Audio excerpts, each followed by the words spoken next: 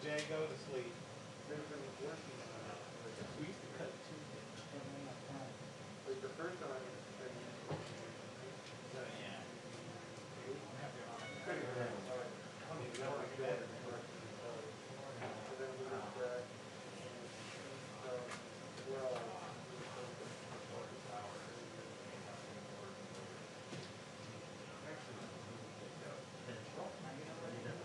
Right, right. It's like these long format pieces and stuff. Take your time. Yeah.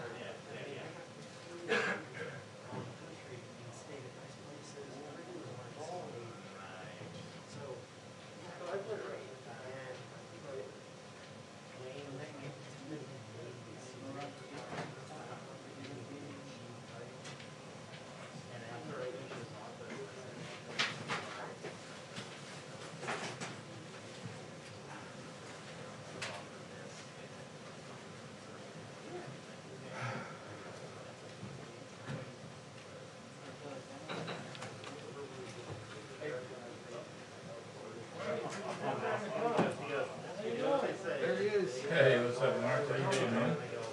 Been a long time. I know. Good to see you. No surprise you're back in the house? Oh, I'm surprised. You are, you. Terribly surprised. Life does that.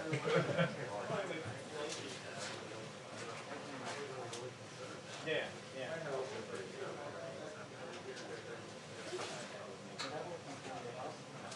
This is our condo.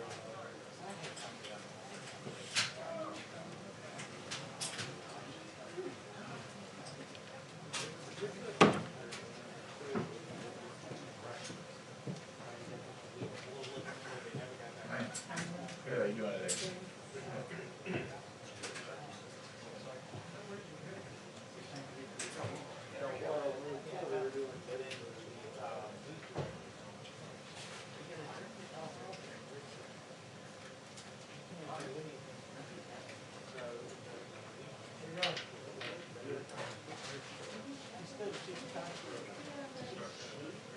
Oh, I didn't tell you the big fallout.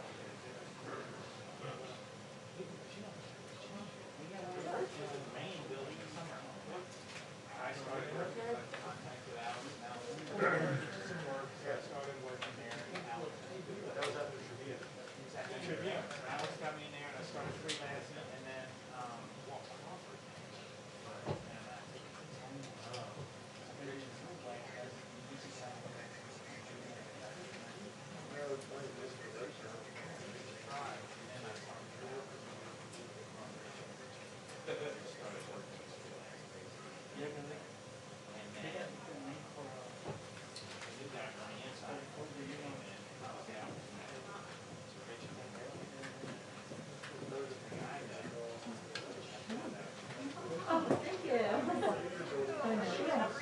I know, it's like a little fuzzy curveball. Good for you. Nice to see you. Hey, how's it going? Hey, Jessica. Hi, Allie.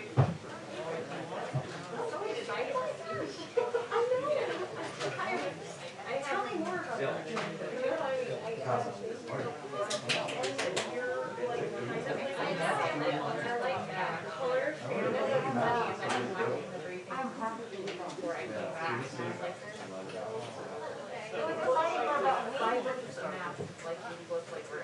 I'm glad I worked out right there. Awesome. Thanks for the yours.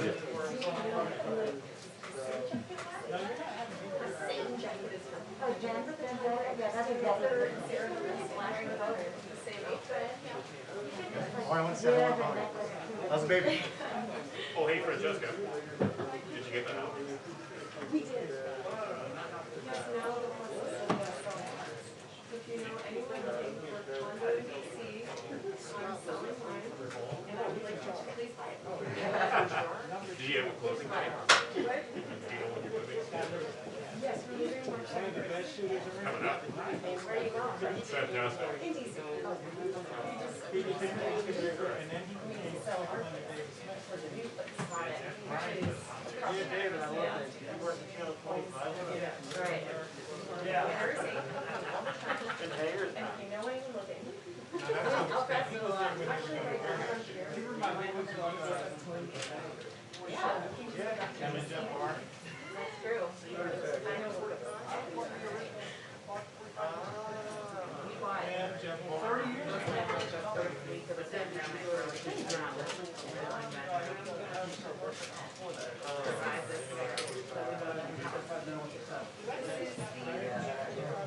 And I was at Jen Psaki, and I said, I need to take home beers.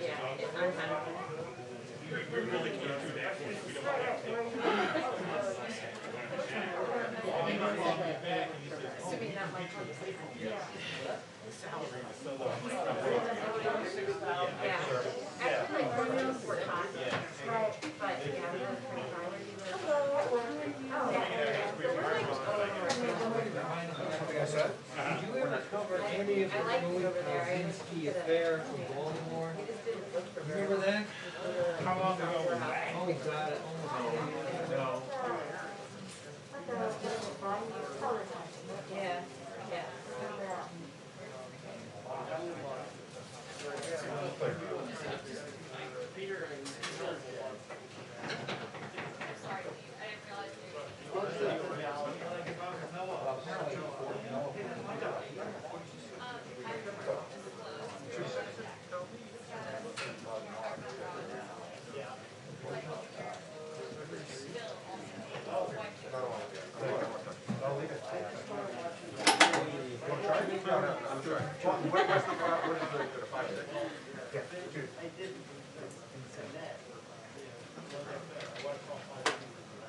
Buy me one. No, hey, they're super cheap. Really? They're like $1,600. Which is, 2 to 6. No. No, 16,000. No, it's like $2,000. it's like That'd be 2,000. like $2,000. At 200, what's the other one? 5, 6 to 7. No, it's a 6.3. 5.663. At 600, what are you at? 6.3. Yeah. It's great. You have fixed long glass other than that? Oh, yeah, I have 4. 4 or 5 range? I have 4. Okay. Is that heavy? Is that like No, it's not maybe not. 2.8? You want to see it? Expect it. No, so, here. Listen, we grew up on the old school Canon 400 and 600. Boat anchors. I've seen those in museums. Yeah, exactly.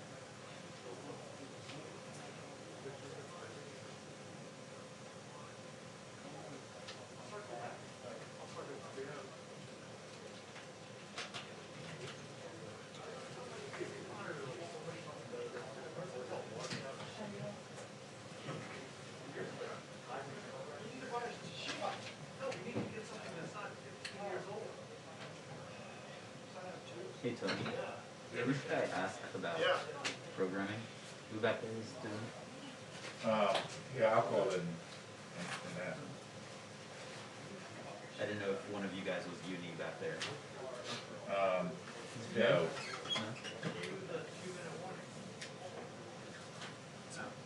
You're gonna leave that there?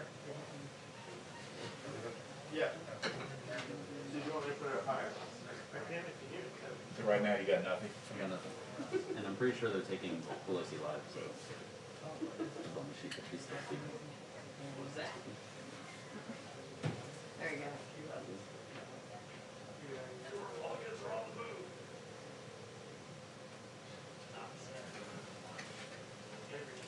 Hey, Stuart, Tony here, the White House. Hey, IMP for Jeremy's seat, he's not hearing anything on IMP right now? Sure. So.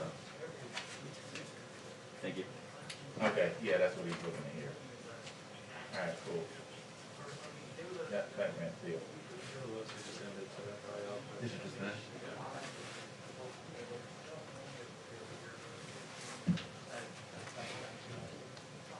You look scared.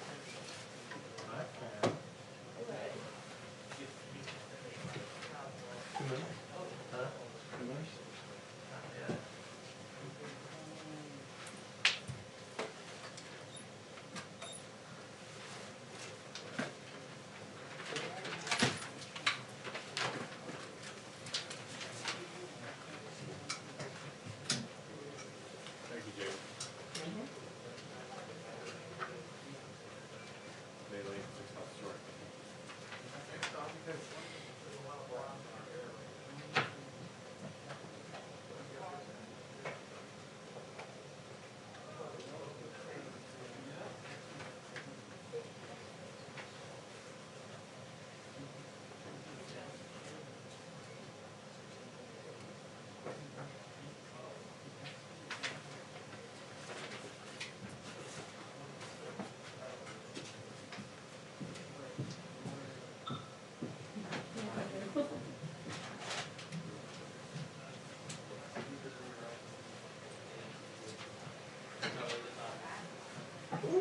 Cold.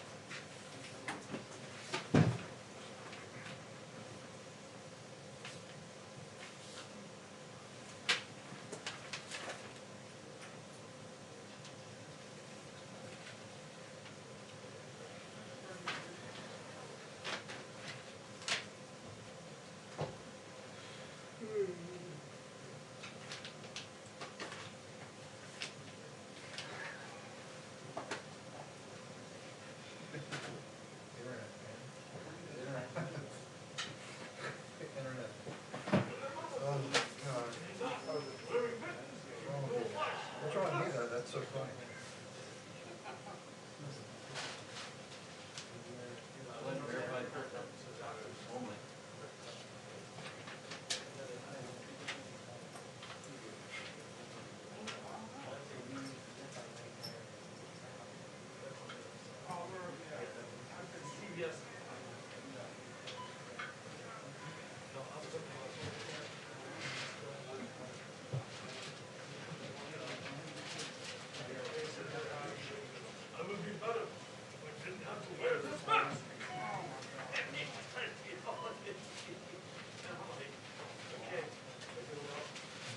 Grocery checkout sound. What's that? It's like grocery Have checkout. you seen that video? Because it's the maskless Yeah. and, oh yeah. That video is so crazy. I know. It's like It's like everyone. 3 times. I know. Very strange. Yeah, well, I haven't done as much as I should.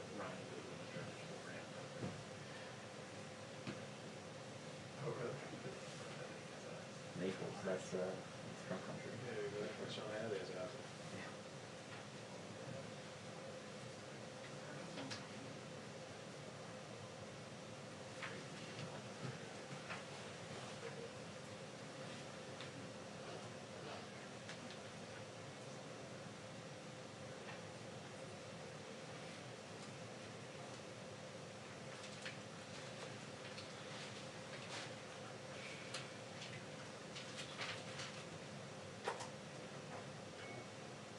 2-minute warning on the press briefing.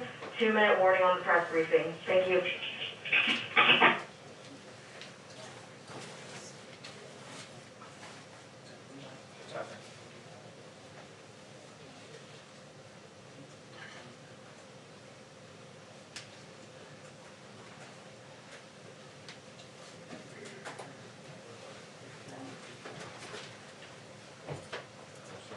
You're right. I just didn't want to talk to you. No, of course not. If anything, I want to close.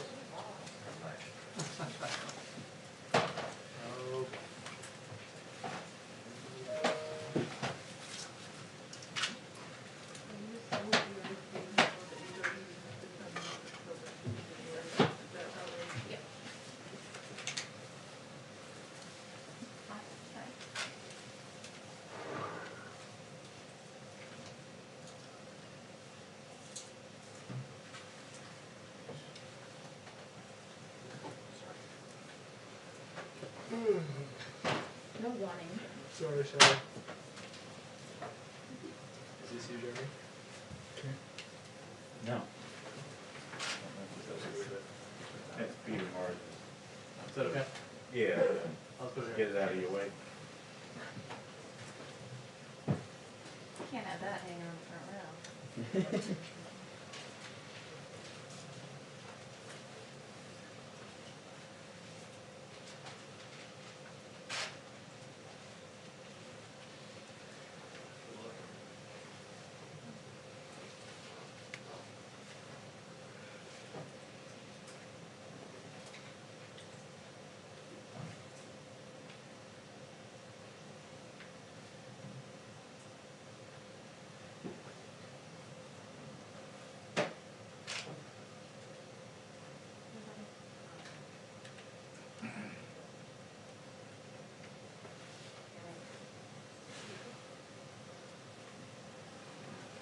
Hi, everyone.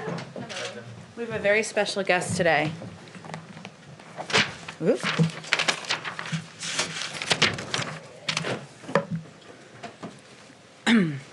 Since his inauguration, President Biden has put diplomacy at the center of United States foreign policy, grounding our international engagement in American values, rebuilding our alliances, and re-engaging with international institutions to help strengthen them. Obviously, part of his visit to the State Department is an emphasis on that. But to talk about the president's visit to the State Department today, as well as the executive actions he will sign on re-engaging the world with diplomacy, we're excited to welcome National Security Advisor Jake Sullivan to the briefing room. And he's kind enough to take a few questions. I will be the bad cop as per usual over here. Oh, my mask. Sorry about that.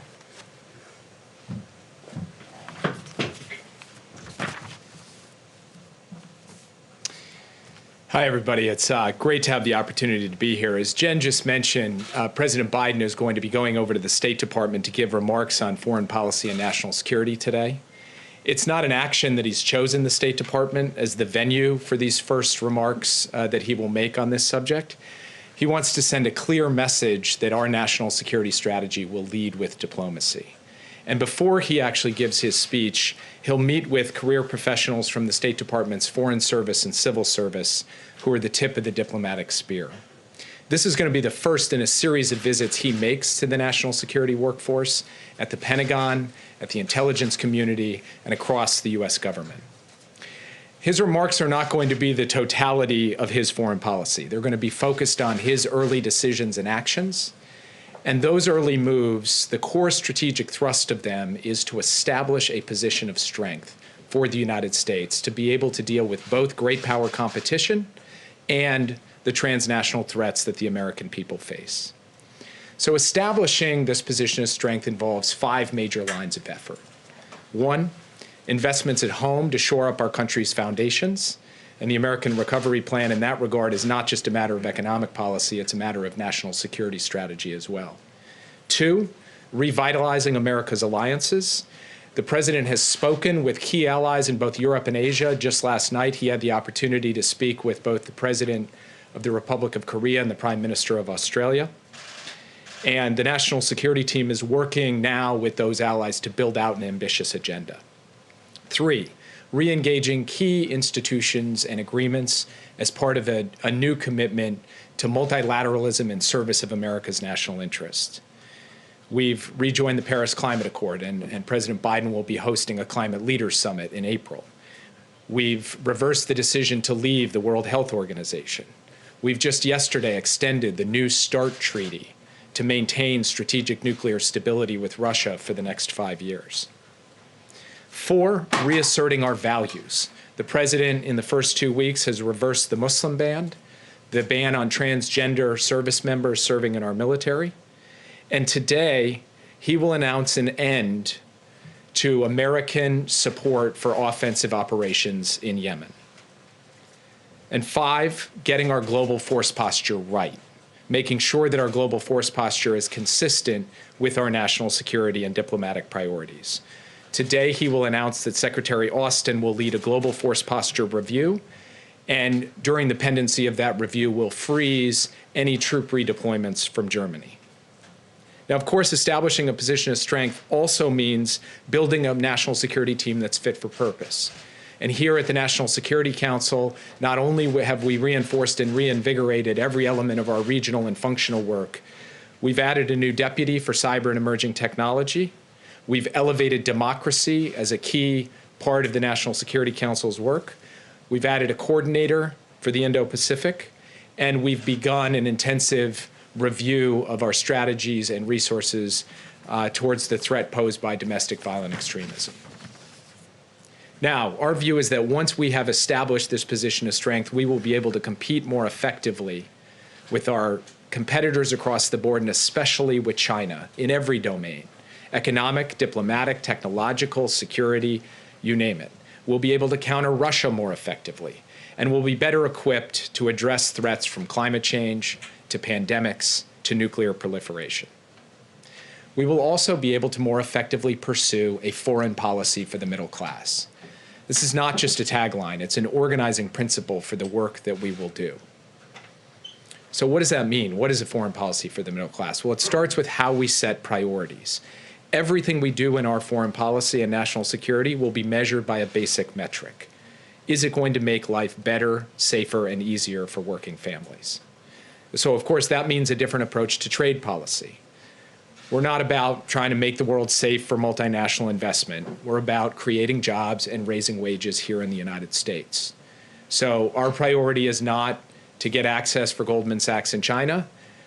Our priority is to make sure that we are dealing with China's trade abuses that are harming American jobs and American workers in the United States. So whether it's dumping or subsidies or intellectual property theft, or the countries across the world who have engaged in problematic currency practices, our priorities in the trade space will be about the American worker. But it's about much more than that. It's about thinking about national security as national competitiveness, making investments in our own industrial and innovation base so that the good-paying jobs and industries of the future are here in the United States. So Build Back Better isn't just about economics, it's about national security as well. And then it's about the set of issues that working families in this country are facing every day that are challenging their lives and livelihoods: the pandemic, climate change, the threat of domestic violent extremism. And so from our perspective, putting the middle class and working people at the center of our foreign policy isn't just good from a strategic perspective, it's just good common sense and good, decent values as well. So these are some of the things you'll hear from President Biden today, and we will also have the opportunity to put out a set of executive orders that establish regular order in our national security decision-making, that revitalize our workforce, both in terms of the skills they have and to reflect the diversity, equity, and inclusion priorities of this administration, and to build up a more robust capacity for the United States to accept refugees from around the world. So let me stop there and be happy to take a few questions before turning the podium back over to Jen. Yeah. Jake, thanks for being in the room. We appreciate it. First, I want to ask you, you speak about the president's position of strength. As it relates to Russia, what does it say about President Biden's position of strength that after his conversation with President Putin on issues like the hack on Alexei Navalny and others. Days after it, Vladimir Putin basically ignored it and sentenced Navalny to 2.5 years in prison. Well, first of all, unlike the previous administration, we will be taking steps to hold Russia accountable for the range of malign activities that it has undertaken. That includes interfering in America's democracy. It includes the poisoning of citizens on European soil with chemical weapons. It includes the types of hacks and breaches that you just referred to, and many other things as well. We will do that at a time and in a manner of our choosing.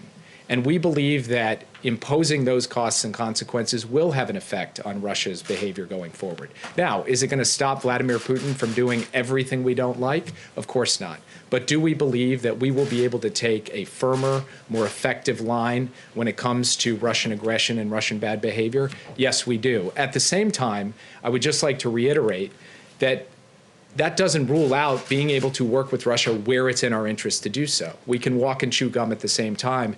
And the New START treaty and that extension, keeping a lid on nuclear proliferation, is in fact very much in America's national security interests. With another top-line issue, obviously, on your plate right now as it relates to Kim Jong-un and North Korea. You said that the president spoke now to the president of Korea, of course not to the head of the DPRK there. Does this White House, does President Biden have any intention to continue the diplomacy as it relates to Kim Jong-un? Will he meet with Kim Jong-un? We are conducting a review of our policy towards North Korea as we speak. President Biden told President Moon last night that that review is underway and that we will consult closely with our allies, particularly the ROK in Japan, in doing that. And I'm not going to get ahead of that review. Yeah. Question on immigration. When the president signed his executive order directing DOJ not to contract with private federal prisons, he did not extend that to DHS and ICE, which houses many undocumented immigrants. So is that something that he plans to do? And if so, why didn't he do it in that executive order? I would refer you to DHS and to Secretary Mayorkas for that. Yeah. Mr. Sullivan, the president campaigned on issuing a presidential memorandum making LGBTQ human rights a priority in U.S. foreign policy within 1 week of his administration. Do you expect that to be rolled into the announcement today? And if so, how will that initiative compare to the initiative on the previous administration led by former Ambassador Bernal? I appreciate you raising the question. I didn't want to steal the president's thunder, but since you asked it directly, he will be announcing a presidential memorandum on protecting the rights of LGBTQ individuals worldwide today. That will be part of his remarks at the State Department, and it reflects his deep commitment to these issues both here in the United States and everywhere around the world. And the United States will speak out and act on behalf of these rights as we go. Yes. Thank you so much. Just picking up on Peter's question on speaking from a position of strength, I want to talk about sanctions on Myanmar.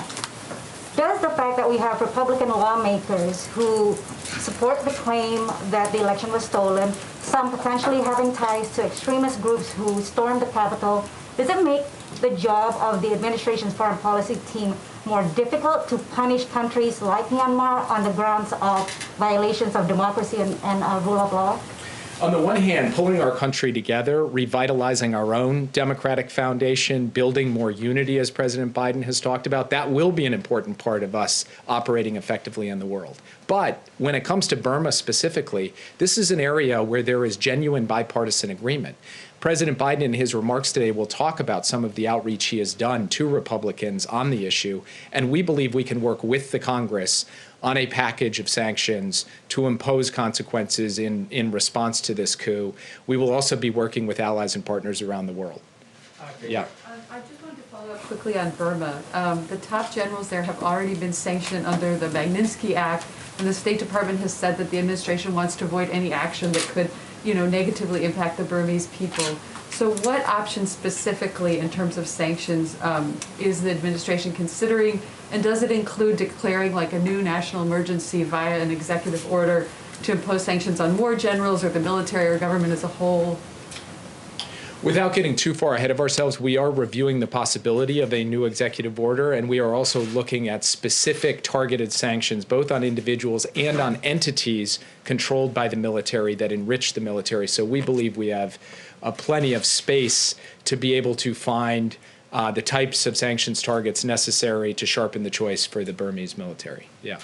On Monday, Iran proposed allowing the European Union to negotiate a simultaneous return to the Iran nuclear deal, the idea being the U.S. drops sanctions in exchange for Iran coming into compliance. Is that proposal at all being considered? We are actively engaged with the European Union right now, particularly the three members of the P5+1, Germany, the UK, and France. We are talking to them at various levels of our government. Those consultations, I think, will produce a unified front when it comes to our strategy towards Iran and towards dealing with diplomacy around the nuclear file. And I just don't want to get ahead of where that's going to end up. You can take one or two more here. Yeah. Hi. Will the president announce that he's naming a new envoy for Yemen when he's at the State Department this afternoon? Yes, he will. As I said in my remarks today, he is going to announce an end to American support for offensive operations in Yemen. That is a promise that he made in the campaign that he will be following through on. But he will go further than that. He will talk about the United States playing a more active and engaged role in the diplomacy to bring an end to the conflict in Yemen, and that will include the naming of a special envoy, which will happen today. Last question, yeah. Jake, could you first, just real quick on Yemen to follow up, could you first explain a little bit more in detail what an end to American support for offensive operations entails, and does that extend to actions against AQAP in that region, and has President Biden informed the leaders of Saudi Arabia and the UAE already? So it does not extend to actions against AQAP, which are actions that we undertake in service of protecting the homeland and protecting American interests in the region and our allies and partners. It extends to the types of offensive operations that have perpetuated a civil war in Yemen that has led to a humanitarian crisis. The types of examples of that include 2 arms sales of precision-guided munitions that the president has halted that were moving forward at the end of the last administration. We have spoken with both senior officials in the UAE and senior officials in Saudi Arabia. We have consulted with them. We are pursuing a policy of no surprises when it comes to these types of actions,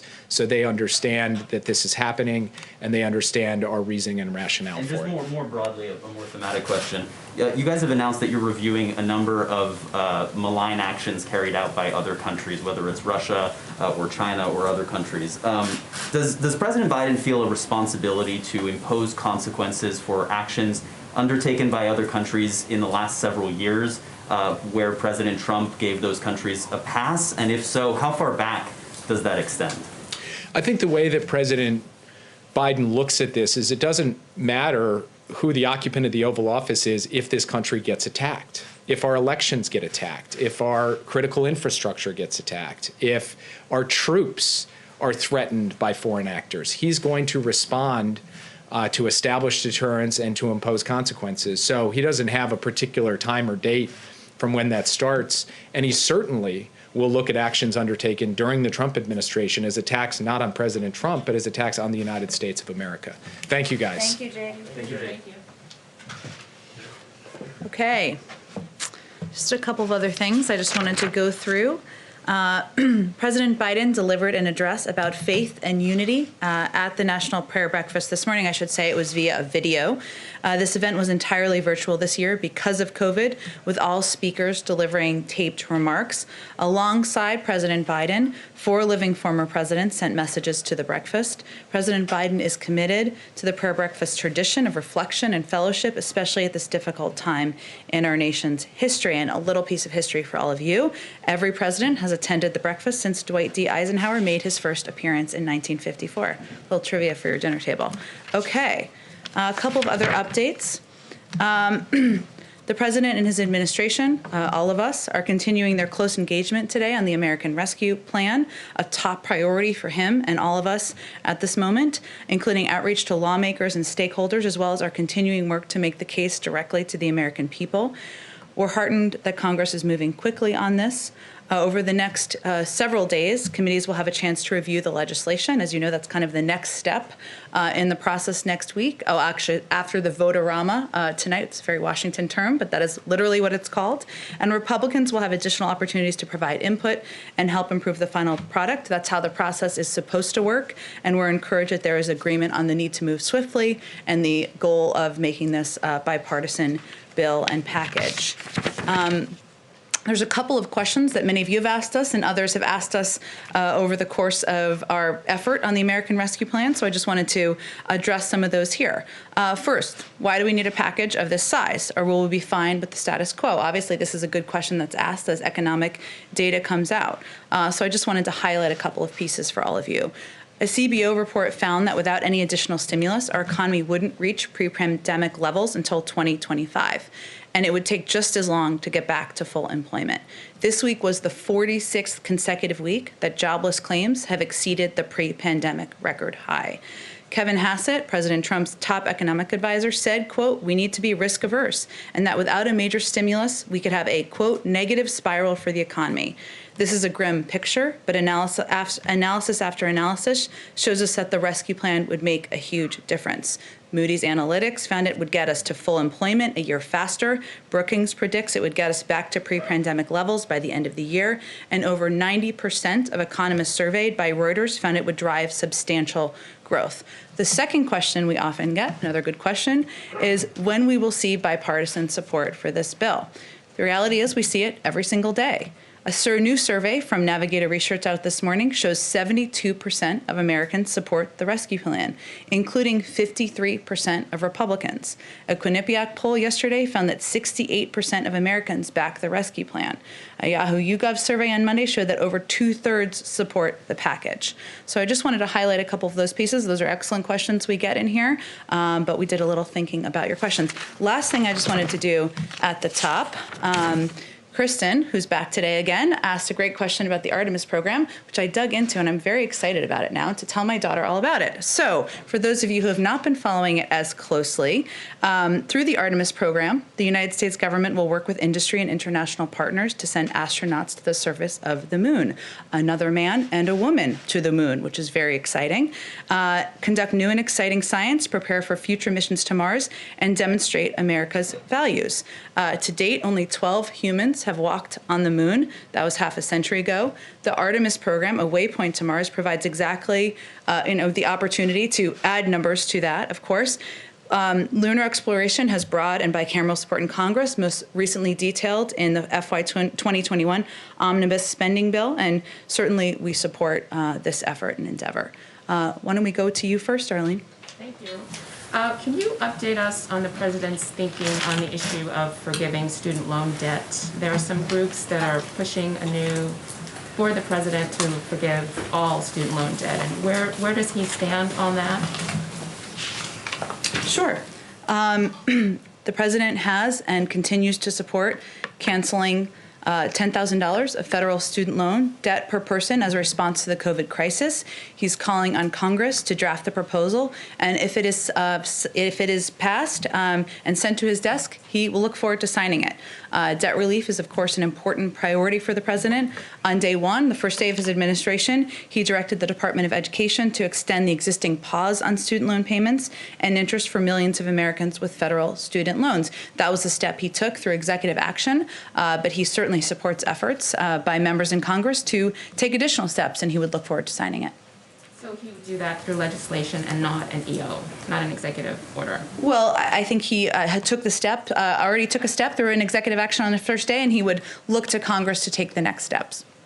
Second question, there's been some discrepancies in the numbers of these FEMA-supported vaccination centers that the president wanted created.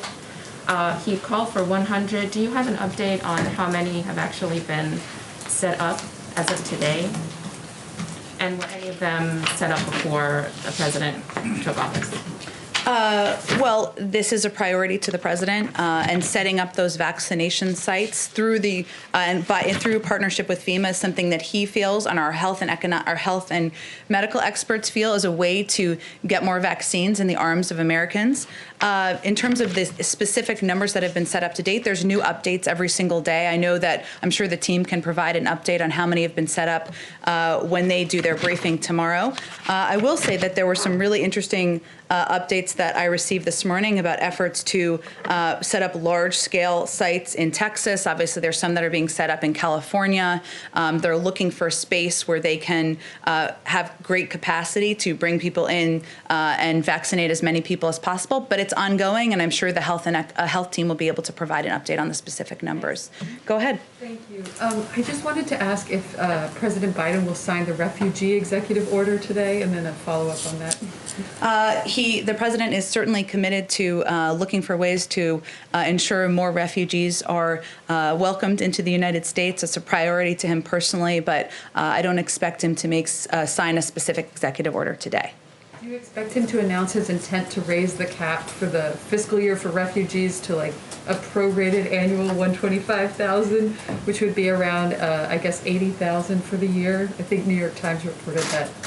I expect him to talk about his commitment to refugees, but I'm not going to get ahead of any other specific announcements he'll make in the speech. You guessed there's been good reporting, as Jake confirmed a lot of pieces. Go ahead, Mario. Thanks, Jen. Has the president been briefed yet from Secretary Yellen's meeting this morning with financial regulators over market volatility like GameStop? And is he expecting her to deliver potential options to address that? I would send you to the Department of Treasury. Obviously, they oversaw the meeting. I'm not even sure what time it took place. I would defer to them on that and any specific details they want to read out from it. Go ahead, Jeremy. Jen, one of the biggest criticisms of President Trump's approach to handling the coronavirus was that the administration didn't provide clear guidance to states about when they should shut down, when they should reopen. Dr. Vivek Murthy, back in November, talked about a national alert system that would be needed. Is that something that the administration is planning to implement, some kind of color-coded system to tell states, when, by which criteria they should reopen or shut down? Is that something you guys are considering or planning to implement? I'm happy to talk to our health team, and you'll have another briefing with them tomorrow. Obviously, a number of options are under consideration to both make sure Americans are safer and that we're doing everything necessary to communicate with them accurately, how to keep themselves and their families safe, but also how to better communicate with governors and mayors. Some of that is reopening the line of communication, which was somewhat shut at times, according to governors, during the last administration, and ensuring, which is one of the things that governors have requested, they have a better heads up on how many vaccines they will have access to so they can do better planning. Also working with them and tapping into FEMA, a question that came up earlier, utilizing their resources to be able to kind of mass vaccinate people in larger locations. So those are a lot of the ways that we're implementing it to date. There are a range of options on the table, but I don't have any updates on an alert system. For a national alert system. I don't have any update on it, but again, you'll have an opportunity to talk to our health team tomorrow, and that's a good question to ask them. Secondly, American Airlines and United Airlines are planning to furlough about 27,000 employees by the end of next month as their federal payroll aid runs out. Does President Biden support giving those airlines more financial aid, and does he support including that in this coronavirus relief package? I think the president's priorities are already in the package, and they are focused on ensuring there's funding to get vaccines in the arms of Americans, funding to reopen schools, ensuring that the 1 in 7 Americans families who can't put food on the table is worried about that, is able to do that. As you know, there's a process that will be ongoing on Capitol Hill over the course of the next days and through the course of next week, where there will be amendments put forward to work on committees, but I think the priorities of the president are already in the bill. And just a foreign policy question. Avril Haines made clear that she would absolutely comply with the law requiring the intelligence community to provide Congress with a declassified report on who was responsible for the death of the journalist Jamal Khashoggi. When can we expect to see that? And is President Biden considering sanctioning Saudi Arabia for that murder of Jamal Khashoggi? Well, as you noted, that review would come out of the intelligence community, and it will be released on the timeline of when it's completed, and we certainly would never take a step to expedite or change the timeline that works best for them. And then, as Jake also noted, there's an ongoing review of a range of our foreign policy, our national security policies, certainly including in terms of our relationship with Saudi Arabia, but I don't have anything to preview for you at this point in time. Go ahead, Peter. Jen, as it relates to COVID relief, you said the president wants to take care of people that need the help the most. Obviously, a lot of Americans right now say that they need help. So how do you determine who needs help and who doesn't? Where do you draw that line? Well, again, Peter, I think what we're hoping to do through the package is provide assistance to Americans who are struggling to make ends meet at this moment in time. And you're right, there's a large swath of Americans who are struggling through this moment in time because they fear about their health, the health of their grandparents, of their cousins, of their parents, and also people who worry about their kids going back to school and their desire to get their kids back in school and continue learning.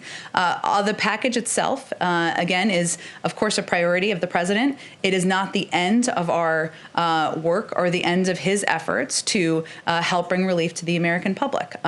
It is a first step, as he noted, I should say. He's also going to talk about his Build Back Better agenda in the coming months, and that's something that will certainly build on this as well.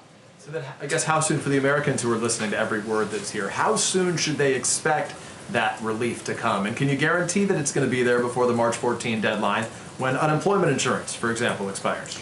You're right, and that's something that we're very mindful of here. The president's mindful of, the vice president's mindful of, our economic team is certainly mindful of, Peter, and that's one of the reasons why the president has been so firm in his insistence that the $1,400 checks remain intact and that they go out to the American people. There's a process underway in Congress. Next week, the committees will be doing the work that they should be doing, that they do through the budget reconciliation process. We have been very clear about our own view of the urgency here, and we're hopeful that, and we're confident that Congress shares our view of that. The president talks about bipartisanship. He's met with Senate Republicans, then Senate Democrats, then spoke to House Democrats. When is he going to meet with or speak to House Republicans? He's every single day. He is meeting with members of both parties, engaging with members of both parties. That work is not done, but I don't have a meeting to announce for you here today. Clear, though, has he spoken or has he met with Kevin McCarthy yet, the leader of the? I don't have any calls to read out for you. Our team remains in touch, again, with Democrats and Republicans, members of our economic team, members of our political teams. We are certainly engaged with all offices that have an interest in engaging with us. Last question, if I can. Hunter Biden has a memoir to be published in April. I guess my question is that book subject to the clearance process, to a clearance review? Well, for those of you who had not seen the news, it was announced, I believe, by Simon & Schuster this morning. I do have a statement from Joe and Jill Biden in their personal capacity as his parents. We admire our son Hunter's strength and courage to talk openly about his addiction so that others might see themselves in his journey and find hope. This is a personal book about his own personal journey, and I will leave it at that. Go ahead. Thanks, Jen. Can you give us a sense of the scope and scale of U.S. commitment to Corvax beyond the $4 billion that have been approved by Congress for Gavi, the Vaccine Alliance, in December, I believe? Will there be additional funding for Corvax? We have reiterated our commitment to COVAX. I don't have any additional funding, though, to announce today. Okay, so can you also just comment on the administration's position on the vaccine diplomacy that's being employed by China as well as India? Tell me a little bit more about what you're looking for. So what's the administration's position on countries like China and India, who's essentially using vaccine to buy influence to improve diplomatic ties with other countries? What's the administration's position on that? Well, our position is that we're focused on ensuring that the American people are vaccinated, that we are getting as many shots in the arms of Americans as possible. We rejoined the World Health Organization so that the United States can have a seat at the global table in order to play a constructive role in getting safe and effective vaccines in the arms of Americans. I'll leave it at that. Go ahead. Do you have a comment on the Burmese diplomat Mong Mong Lat, who is seeking asylum because, and I quote, "I cannot accept the illegitimate takeover of power by the military"? I'll have to talk to our national security team about that. Go ahead. Thanks, Jen. Some Republicans and some centrist Democrats have said that a minimum wage increase does not belong in a COVID relief bill. So is President Biden willing to drop the $15 minimum wage in order to get bipartisan support for that package? Well, the president feels strongly that we need to raise the minimum wage, and many economists agree with him, and looks forward to working with Congress to do it. Whether it can be done through the reconciliation process will be determined according to the House and Senate, but I'm not going to negotiate further from here. Does he believe, though, that the $15 minimum wage needs to be in this package, in this deal? I heard your question. I think what I'm saying is he's committed to raising the minimum wage. He thinks it's an important step for American workers and for American families. There's obviously a process that's ongoing, the reconciliation process, that will make some determinations about what can and cannot be in the bill based on rules. If I could follow up really quickly. Go ahead. On the question about DHS before. My question is about whether or not President Biden believes or plans to in any way make sure that detention centers for undocumented immigrants, that those are no longer contracted with private companies. It's not a question about DHS. It's a question about what President Biden's beliefs are and what he plans to do. Well, I think what the president did was sign an executive order to put the power in the hands of the Department of Homeland Security and Secretary Mayorkas to conduct a review and determine what the path forward is. He has spoken about his concern about these facilities in the past. That remains the case, but it is under the purview of the Department of Homeland Security to make recommendations to the President of the United States. So that was what Jake was conveying. Well, he had used the previous executive order, though, to direct the Department of Justice not to renew contracts anymore with private prisons. So what I'm asking is why he did not also direct the Department of Homeland Security to do the same. There's a new secretary of the Department of Homeland Security. Hopefully he'll come to this briefing room and talk more about these very important issues, but we're not going to get ahead of his decision-making process. The president himself has personally spoken about this issue, as you've noted and others have noted, but we'll have more, we'll defer to the Secretary of Homeland Security for more specifics about the path forward. Go ahead, Kristen. Thank you, Jen, and thank you for getting back to me about Artemis. I know the folks at NASA appreciate it as well. Absolutely. Yesterday, the head of the CDC, as you know, said that it was safe to reopen schools without vaccinating teachers. You said that the White House was still waiting for the official guidance before making a final determination. Why isn't what the director of the CDC says, why isn't that enough?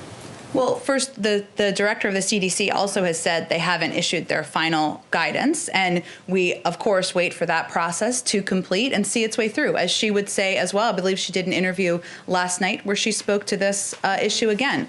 The president, let me be crystal clear, wants schools to open. He wants them to stay open, and he wants to do that safely. And he wants health and medical experts to be the guides for how we should do exactly that. So we're just not. Dr. Walensky spoke to this in her personal capacity. Obviously, she's the head of the CDC, but we're going to wait for the final guidance to come out so we can use that as a guide for schools around the country. And so, if this final guidance comes out, and it says that it is fine for schools to reopen without vaccinating teachers, can you say now that that is what President Biden will support? Well, I'm happy. I hope you'll come back whenever the guidance comes out. The president has prioritized, believes it should be a priority for teachers to be vaccinated.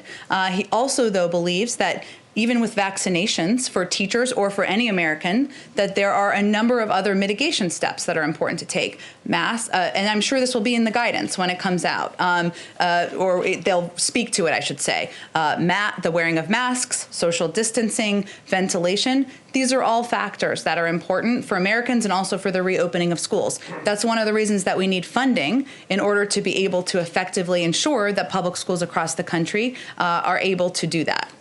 One more question on this point. Michael Bloomberg said yesterday that it's time for President Biden to stand up and say that the kids are the most important thing and stand up to the teachers' unions. If it comes down to a binary choice, and there's no indication that the teachers' union in Chicago or San Francisco are willing to budge at this point, if it comes down to a binary choice, who would the president choose, the kids or the teachers? I think that's a little bit unfair how you pose that question, but I will say the president believes schools should be open. Teachers want schools to be open. families want schools to be open, but we want to do it safely. And I'm not sure that any parent in this country would disagree with wanting their kids to go to school in a safe environment where there's ventilation, where proper precautions are taken, whether it's masks or social distancing, and that's his priority. But there should be no confusion. The President of the United States wants schools to open. He wants them to stay open, and that is key too. He doesn't want them to be open for a month. That's disruptive for teachers, for students, for families. So he wants the proper steps to be taken so that they can reopen and stay open. Go ahead. One quick one on China.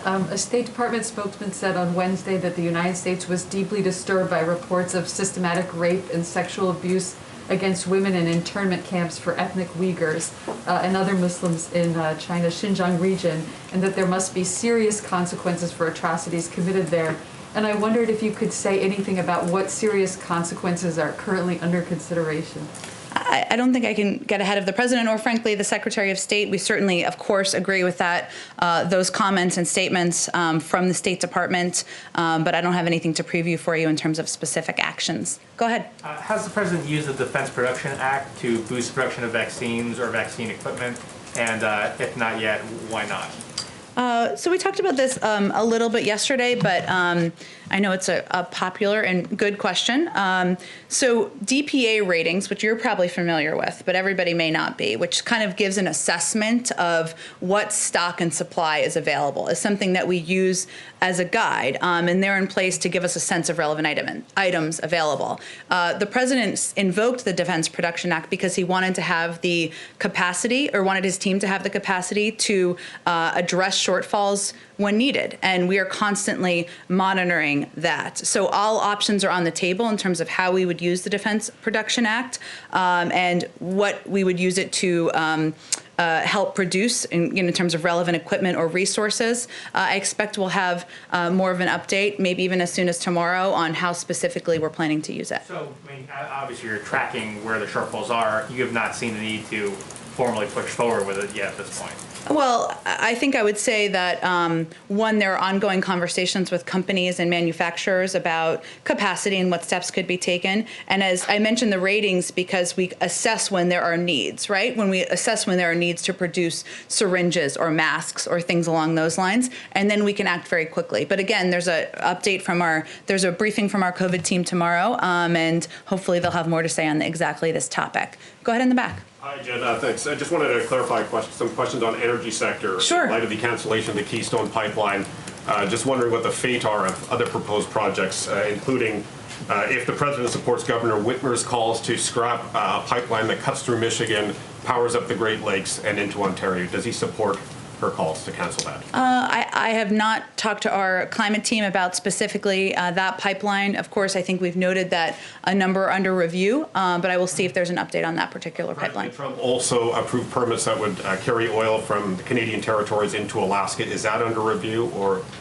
I think, again, all of these pipelines are part of what our climate team is looking at and assessing. I haven't seen another update from them on an additional step, but I will see if there are any updates to report back to them. Finally, on his call with the President, Canadian Prime Minister Justin Trudeau requested Canada be exempt from Buy America provisions. Has the President made a decision on whether Canada would be exempted? I don't think we have any update on that particular question. Go ahead. Jen, today's print cooler. I'm going to ask a question for sure. on behalf of myself and on behalf of my colleague who can't be here because of COVID restrictions. Clearly, on LGBTQ issues, the president is ready to make good on his promises. Over the course of the campaign, with the 2 executive orders he signed in the first days of office relating to non-discrimination and the transgender military ban, and just moments ago we had Jake Sullivan say the president's going to sign a memorandum for LGBTQ human rights worldwide. However, the cornerstone of the president's promise to the LGBT community was the Equality Act, which would be legislation to expand the prohibition on anti-LGBTQ discrimination. The president said he would sign that legislation within 100 days in office. Does he stand by that? He stands by it. I would say that there's some actions that need to be taken by Congress, of course, as you know, and we're only on day, what are we on now, 15? Okay, so 16, 17? All right, right around there. So we have 85 days to go. Well, why don't we let the president himself speak out on this legislation? I think the president has been out speaking out about a range of issues he's committed to, including many on LGBTQ rights over the course of the last 2 weeks of his presidency, and he will continue to be, but I don't have any scheduling updates for you at this point in time. And now for my colleague. Sure. Texas is expected to cut Planned Parenthood out of its Medicaid program imminently after a federal appeals court ruled it could do so. Is the Biden administration planning to step in and take action, as was done under the Obama administration, to prevent states from cutting Planned Parenthood and other abortion providers from Medicaid programs? Well, the president's views are clear and consistent on this issue. Just last week, in an executive order, he reissued guidance specifying that states cannot refuse Medicaid funding for Planned Parenthood and other providers. HHS would certainly have more specific details, but they have stated they're committed to protecting and strengthening the Medicaid program, as is the president, consistent with the executive order we released last week. Go ahead, Katie. Thanks, Jen. I know you said that you will not talk about Marjorie Taylor Greene in the briefing room, but I want to try this question another way. Sure. What is the president's stance on a majority party potentially establishing a precedent that would result in the stripping of committee assignments, as Republicans have said? Look, I would say that it's not the role of the president or the role of the White House press secretary to do analysis on the fissures in the Republican Party and the actions that may be taken in Congress as a result. And another one, what is the president's view on the bill that Senator Romney is expected to introduce today? It could include up to $4,200 per child to families, but would eliminate existing welfare programs and tax credits. Is that compromise, or would that be a non-starter? I know that reporting just came out, I believe, right before I came out here, so I haven't spoken with the economic team about it.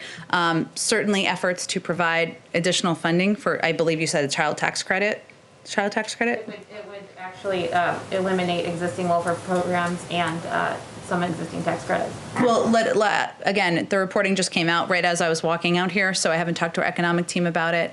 We certainly welcome efforts or offers from our Republican friends for discussion and how we can improve the American Recovery Plan, but they haven't done any analysis, I think, quite yet on Senator Romney's proposal. Go ahead, Peter. Jen, we saw some new figures today. More than 2 million guns were sold in January. That was an 80% jump and the second highest monthly total on record. A lot of this, of course, had to do amid all the coverage related to the Capitol riots then. The president promised to act on day one on this issue. Of course, we know there's only so much he can do by executive action on it. Where does this fall on his list of legislative priorities? There's only so much capital that you have in these first 100 and first few days. You're right, and he has an ambitious plan on a lot of areas and on a lot of issues. I will say, as vice president, and even before that, the president took on the NRA twice and won. This is an issue he is personally committed to. Many in this building are personally committed to, and I think he would love to see action on additional gun safety measures to protect families and children, and knows that there is support across the American public for that. Of course, I guess that's up to him, though, for there to be action. So when would he take action and put some proposal before Congress? Well, I think we have a couple of proposals currently before Congress, but again, this is an issue he is personally committed to. He has a personal, has worked on it many times in the past, but I don't have a date for you on when there would be a proposal. If I can, I want to ask you, there's an NBC News video that went viral of a grocery store in Naples, Florida. You may or may not have seen this. If you haven't, I'll describe it to you. When you pan Give us a play-by-play. When you pan the grocery store, you see that almost everybody in there is not wearing a mask, even though it's in a county, I believe, where masks are mandated. The question is, beyond urging Americans to wear masks, what specifically is this White House doing to combat that resistance, especially given the concerns about the coronavirus mutations and others right now? Well, one, we are trying to communicate about it as frequently as possible. Obviously, as you see, I wear a mask out here. I take it off when I come to the podium based on the recommendations and advice of our health and medical experts. You all are wearing masks right now, and the president has taken steps that are possible through his federal authorities, including mandating them on public lands, on airplanes. But part of what we're also trying to do is make our health and medical experts available to ensure people understand, and I'll reiterate it here here today, it's not just a vaccine is obviously an incredible medical breakthrough, and we want every American to have one. But even after you're vaccinated, social distancing, wearing masks are going to be essential, and we'll need to continue communicating about that through health and medical experts. So what do you say to those folks? What do you say to the folks like those that we saw in this video? I believe one of the folks who owns or runs that store who said he doesn't believe that 450,000 Americans have died of coronavirus. At the end of the day, we need everybody on board to beat this virus. What do you tell them? We try to fight the misinformation with facts, Peter, and fight it with health and medical experts, including at a national level, at a local level, to convey to people that wearing a mask is something that not only can save the lives of their neighbors, but of their family members. It's quite, and it's steps they're taking to protect themselves. I mean, we know statistically, or from our health experts, I should say, that if Americans wore masks for 100 days, 50,000 lives would be saved. We know it's not going to be overnight, but we're going to continue to communicate about it in a non-political way, in a factual way, so that Americans can take steps to save themselves. Where does the White House proposal of sending a mask to every American stand, and how much would that cost if you followed through?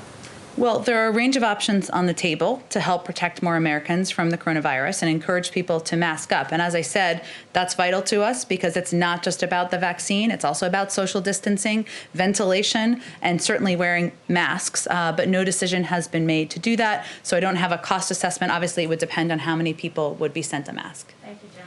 Thank you, everyone.